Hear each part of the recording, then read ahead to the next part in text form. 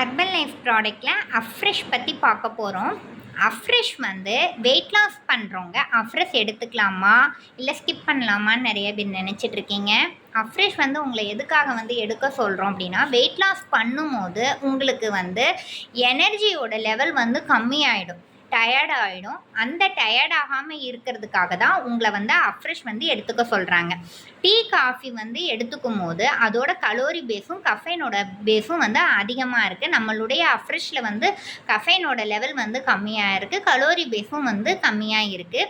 அது வந்து ஒரு எனர்ஜி பூஸ்டர் தான். அஃப்ரெஷ் வந்து உங்களை நோய் எதிர்ப்பு சக்தியிலேருந்து வந்து நல்லா நம்மளை வந்து பாதுகாக்குது.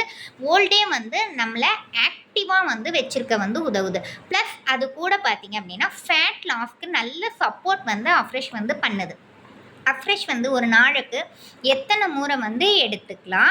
அஃப்ரெஷ் வந்து நம்மக்கிட்ட 7 ஃப்ளேவரில் வந்து அவைலபிளாக இருக்குது.